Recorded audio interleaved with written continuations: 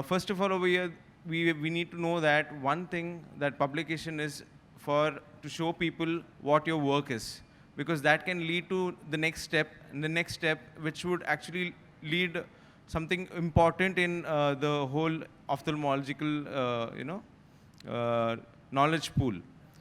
So it is just not important to write exam and pass, but to publish what your work is. So the first thing you need to have is the interest. So you know, a person who doesn't have interest in publication or doing some work and letting people know about his work will not be able to do this. You need to develop an interest. I was not interested in publication at all. Then I started doing some innovations, and then I got a call from my mentor. Why don't you publish this? I'm like, I don't know how to publish.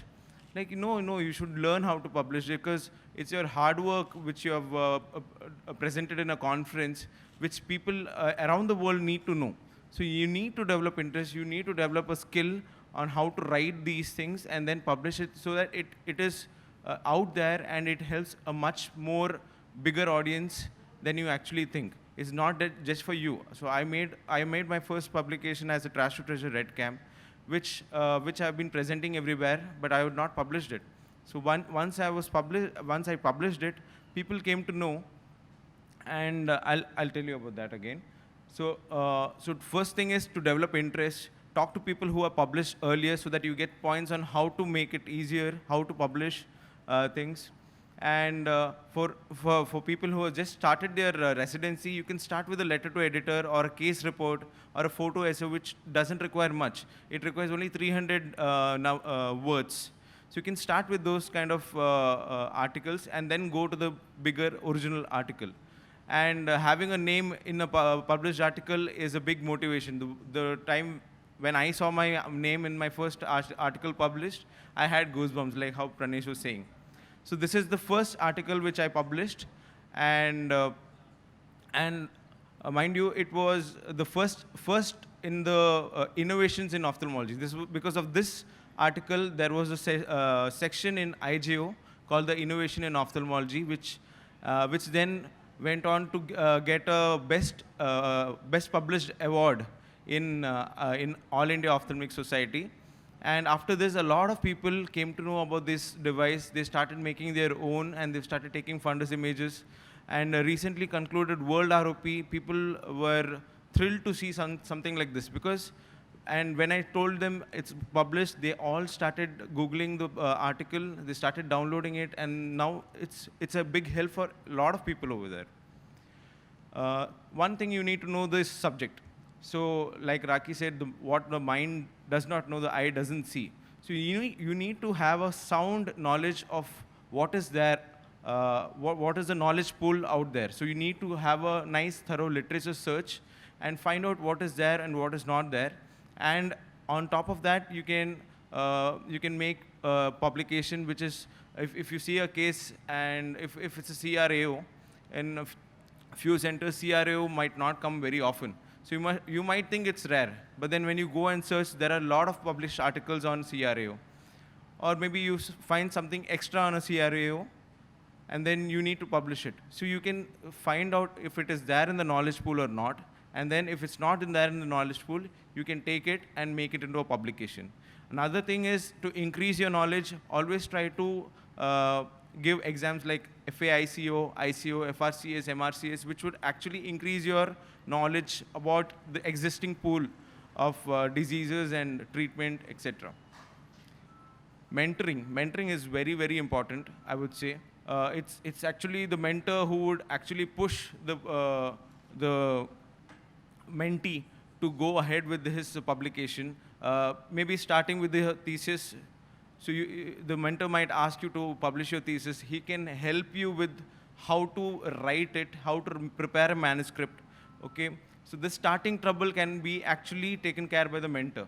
And once you're done with it, you can ask the mentor to go through and find if there is any mistake or something which can be modified. And he or she is more experienced in this aspect. He can also guide you with queries which come later after the manuscript is reviewed by the journals. So this is my mentor who actually pushed me hard to publish my things, and by now I have around 8 innovations in IGO, and it was only because of the starting push which Dr. John gave me. Otherwise, I wouldn't be able to publish all these 9 articles. So we need to have the research question. What a good question to know what you have to publish. Then documenting. So you have a case, you think it's a very rare case. What you need to do is you need to get all the investigation done. You need to document each and everything: fundus photo, OCT, anti-segment photo, Cornell OCT, FFA, FAF, everything. Whatever your institute gets you, get all the investigation done if you think it's a really rare case. So this is, and don't forget to take consent. So consent is one major part you need to get from the patients. And try learning a little bit of basic statistics like Excel and SPSS software. And if you need help, you can get it from a biostatistician. So a basic knowledge of statistics is much required in doing studies and publishing it. So writing the manuscript, you don't have to do write the manuscript, the whole manuscript in one whole day. You can do it parts by parts, slowly, try to understand what is required, what is the main question is, and go ahead with it. Okay, there are, and one more thing is never ever copy anything from the previous published articles. Always type it by yourself. Don't ever, you can write it in your own words and type it, but don't copy anything from any article. There are instances where you copy it and the whole thing gets highlighted when you send it for manuscript, and then plagiarism. So don't do that. And once you've written it, you can run through it through Grammarly to get a proper grammar sense of how you have written it and corrections if you require. And then there are reference management, like how Dr. Pranay said about the Zotero, where you don't have to manually put references. You can just include this in this Zotero app, and it will automatically refer it. And then the journal. What journal are you going to publish it? You have international, national, and state. You can go through all these journals and see if your articles can be put in these journals. It will have a certain amount of quality, and you can decide on what article type. Like I said, letter to editor, or a photo essay, or just a photo. So you can decide on the article type, the specialty you want, and it will have a journal of that particular specialty. And the more the impact factor, the better journal it is. And the quality also increases. So you need to understand where your article lies. And also check for acceptance rate. So always, if you have a very good article, try to publish it in the international journals. If not published in international, get into the national, and try to see if it is PubMed index. If it is not, and if it's not of that quality, then you can even try in state journal. And the state journal article, these ones are not actually PubMed index. There are few journals which are PubMed index. So you have to look out for all those things.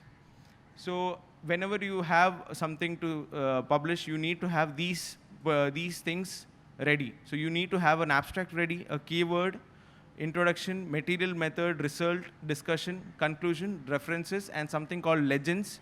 So legends carry figures and tables. So these are the main things which you need to have ready in your Microsoft Word. And then always remember, never plagiarize. Try to keep the ethics. Get copyright forms and signatures from all the authorship. Okay. Hope you'll all publish soon. Thank you.